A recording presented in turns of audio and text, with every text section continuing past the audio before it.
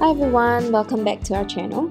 So after living in our new home for about 9 months, we're finally ready to share our top 5 worst reno decisions.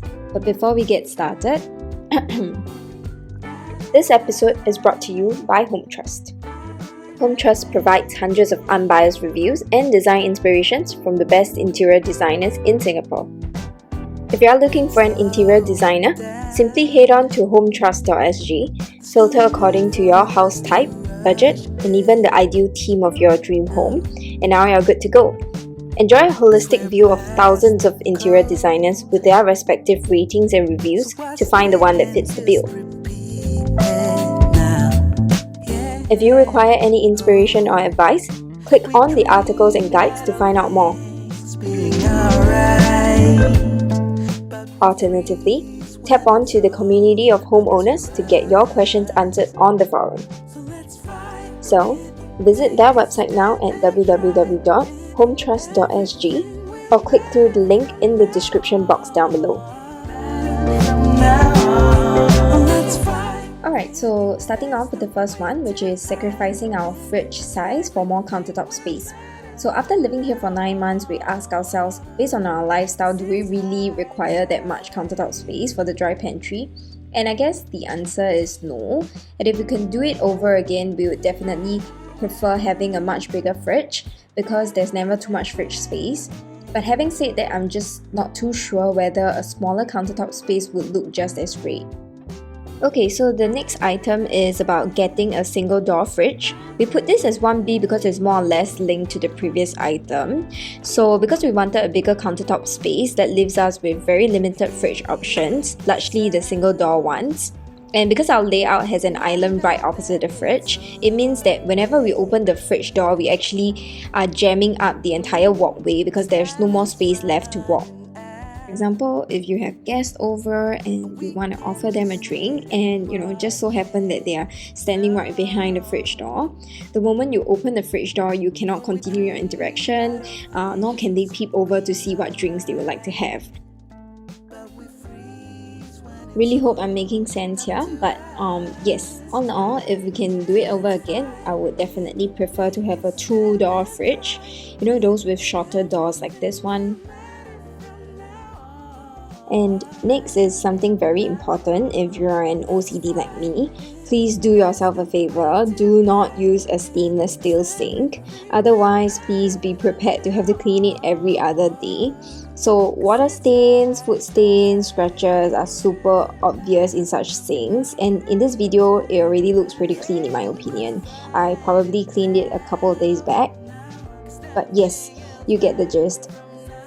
If you have an existing stainless steel sink, please go to your nearest supermarket and buy this amazing spray. It works like a charm, just spray, let it sit for a couple of minutes and then rinse it off. Super easy. And next, I think this one is definitely my biggest regret. So basically when we bought the house, we decided to keep the existing aircon and just do a round of deep cleanse since they are in pretty good condition. But we were not advised about the condition of the aircon pipes. And then a few months later, after we moved in, we realized that whenever we switch on the aircon, we would see condensation on certain parts of the wall like that, right? And it turns out that the pipes are actually already worn out and due for a change. So we gotta do another round of mini renovation to replace the pipes, and yes, it was a nightmare. Imagine someone putting holes into the walls of your brand new house, not to mention the additional rounds of deep cleaning you have to do. But right now I'm just very glad that it's over. So yes, if you're thinking about retaining the existing aircon unit, at least make sure that you get the pipes replaced during the renovation process. Next up is about toilet bowls. So we got ourselves Kohler toilet bowl. I believe it's the model called Recharge. We chose it because it's 1P, so it's easier to clean. It's pretty nice, and I mean it's Kohler, and they claim they sell luxury bathroom products, so what can go wrong, right? And with this toilet bowl, we've had multiple episodes of clogged toilets, and we gotta find plumbers to come over and help us fix it. And after a few rounds of the same incident, finally one of the plumber enlightened us that it's because the toilet bowl water capacity is very small, so when we don't do the full flush, sometimes the tissue doesn't clear the pipes completely and they start to collect and choke up the pipes.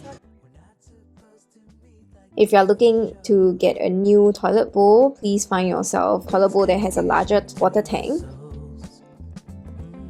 Yep, so last but not least is about the floor trap system. So yes, for our house, we actually went ahead to install the normal floor trap, and sometimes when we shower, we actually notice drain flies flying out of the floor trap, and when we open up the floor trap and check the pipes, it actually looks very clean. So while researching for a fix, we came across some floor trap that has a built-in one-way valve that helps to prevent both insects and also odor. But we're too late in the game because if we want to install that, we have to hack the tiles and it's just too invasive for us. So in the end, we went ahead to purchase the drain plug or whatever you call it, and I guess it does help to a certain extent, but it doesn't really fit our floor trap perfectly. So water does go down a little bit slower. So if you're in the process of reno, we highly recommend you to look into the different floor trap systems prior to installation. And that's it for today. Thanks for watching and see you soon.